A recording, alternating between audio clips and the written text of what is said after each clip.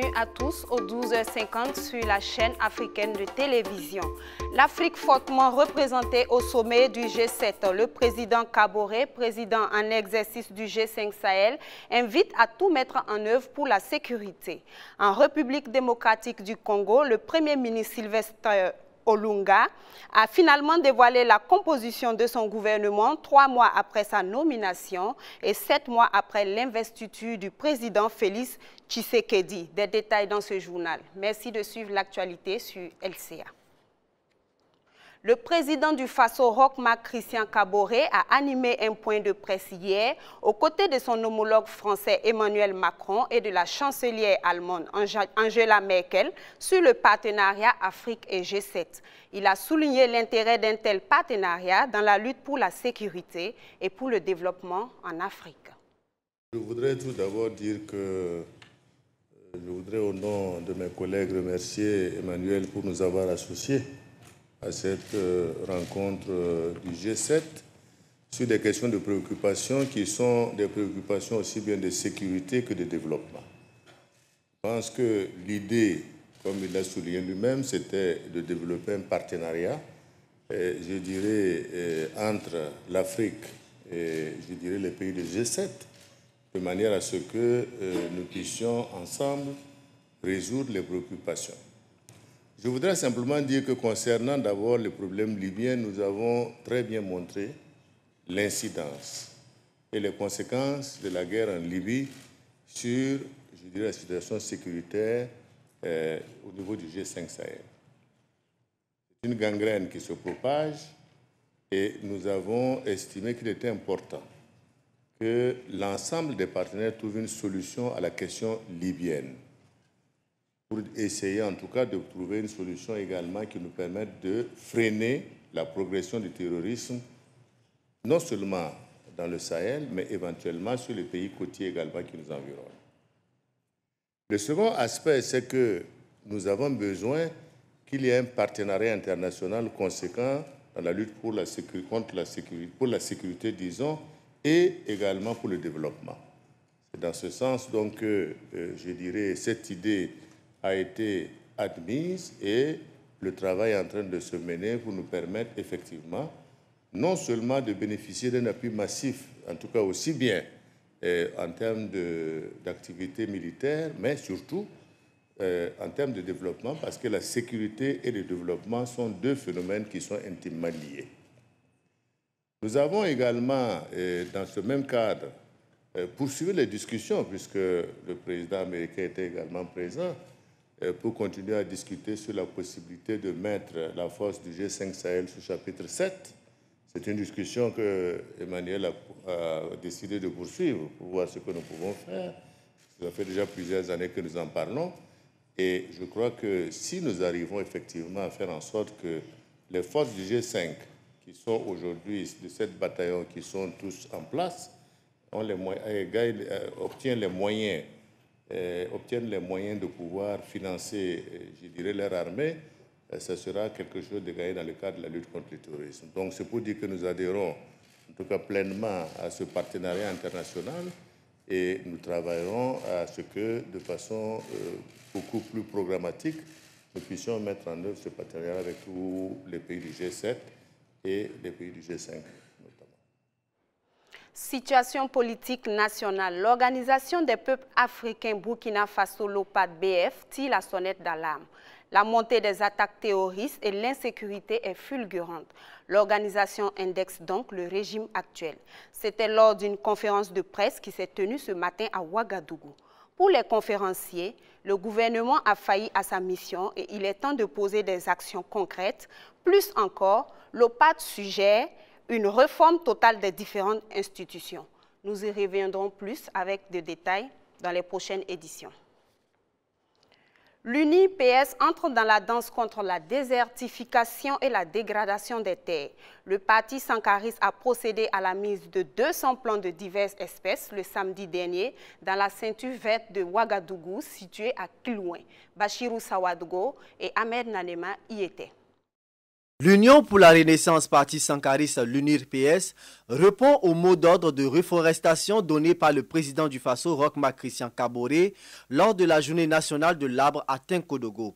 La réhabilitation de la ceinture verte, située dans le quartier de Kilouin, tel est le but recherché à travers la cérémonie de plantation d'arbres initiée par la jeunesse du Parti sankariste ce samedi 24 août à Ouagadougou. Il s'agit pour nous sankaristes de nous ressourcer à la sève de ce que la révolution avait elle-même décrété les 3 luttes en mettant au devant la question environnementale. Tout le monde sait que la ceinture verte à Ouagadougou était sacrée, était protégée. Mais aujourd'hui, quand vous venez ici, c'est vraiment la désolation. Le gouvernement donc a pris l'initiative avec les municipalités de réhabiliter cette ceinture verte-là. Et nous avons voulu soutenir ce jeune mouvement sankariste de Kilouin dans sa belle initiative de contribuer à sa manière à reverdir, à reboiser, à reforester, quel que soit le mot, en tout cas cette ceinture verte-là. Aujourd'hui, nous avons mis en terre environ 200 plants, composés essentiellement d'arbres ombragés et des arbres fruitiers. Nous avons, en ce qui concerne cette activité, prévu un comité de veille pour entretenir les plants. Ça veut dire que nous n'allons pas simplement planter pour planter, comme ce qu'on a peut-être l'habitude de faire, mais cette fois-ci, nous allons prendre toutes les dispositions pour que l'année prochaine, si nous revenons ici, que nous voyons une petite forêt. Le président du Parti sankariste salue la prise de conscience des jeunes du mouvement UNIR-PS de Kilouin. Je salue également leur prise de conscience, parce que tout à l'heure, il nous a été expliqué qu'un comité de surveillance a déjà été mis pour pouvoir entretenir les arbres. Il faut bien sûr planter, mais il faut surveiller ces arbres afin qu'ils grandissent. Il faut que les Burkinabés comprennent qu'aujourd'hui, quand on parle de changement climatique, quand on parle même de développement tout court, on ne peut pas se développer sans l'environnement, on ne peut pas se développer sans l'arbre. Cette initiative est également une invite et une interpellation aux habitants de Kilouin à faire de la ceinture verte leur ceinture de sécurité, a déclaré le président de l'UNIR-PS, Maître Benewende Sankara. La réhabilitation de la ceinture verte de Ouagadougou est l'un des projets du gouvernement contre la désertification et la dégradation des terres. Sport à présent, renforcer les capacités des entraîneurs de basketball en vue d'harmoniser leurs connaissances aux normes internationales. Tel était l'objectif de la formation initiée par la Fédération burkinabé de basket avec le soutien de la Fédération internationale de basketball. Une formation qui s'est tenue le samedi 24 août dernier à Ouagadougou. Le reportage est signé Constantin Sieda et Ahmed Nanuma.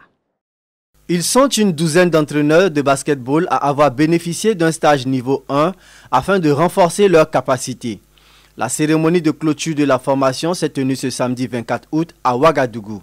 L'objectif visé par la Fédération burkinabé de basketball est de lever le niveau de compétence des coachs au standard international à travers cette formation d'une durée de près de 1 semaine, soutenue par la Fédération internationale de basketball, la FIBA Monde.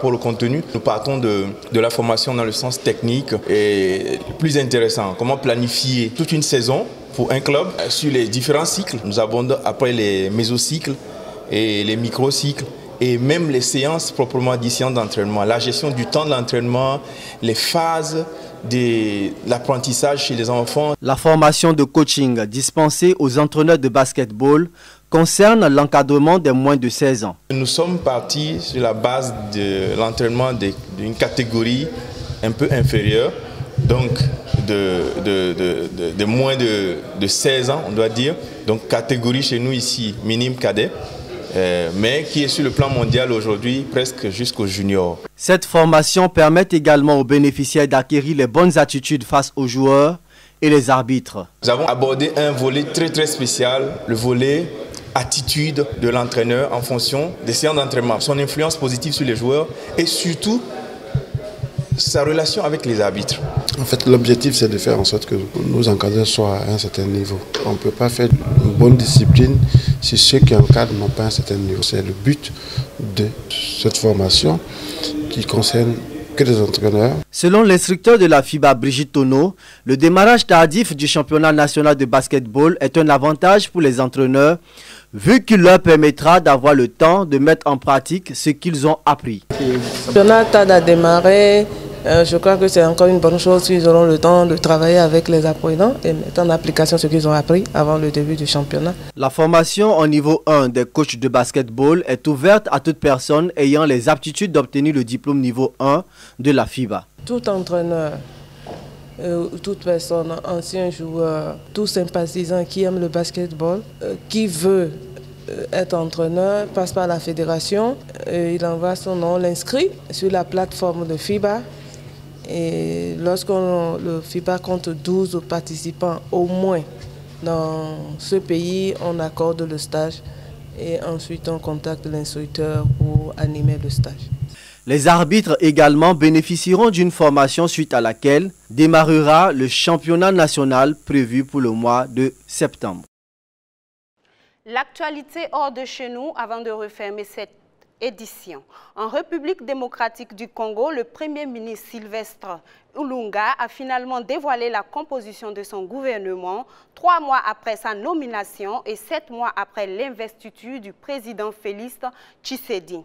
Les tractations ont été longues et difficiles pour parvenir à former ce gouvernement de coalition entre les plateformes du président Tshisekedi et l'ex-président Kabila qui a conservé la majorité du Parlement. Au total, ce nouveau gouvernement compte 65 membres, dont 42 sont issus des rangs de la plateforme pro-Kabila du Front commun pour le Congo, FCC, et 23 du Cap pour le changement, CACH. Comme attendu, le FCC de Joseph Kabila conserve la majorité des postes. Un gouvernement dans lequel 17% des portefeuilles ont été attribués à des femmes. C'est assez peu, a reconnu le Premier ministre qui a expliqué cependant que cette faible proportion était pondérée par la qualité des portefeuilles attribués à certaines personnalités féminines dans ce gouvernement. C'est la fin de cette édition. Merci de l'avoir suivi. Je vous retrouve demain pour une autre session d'information. D'ici là, bonne suite de programmes sur la chaîne Au cœur de l'Afrique.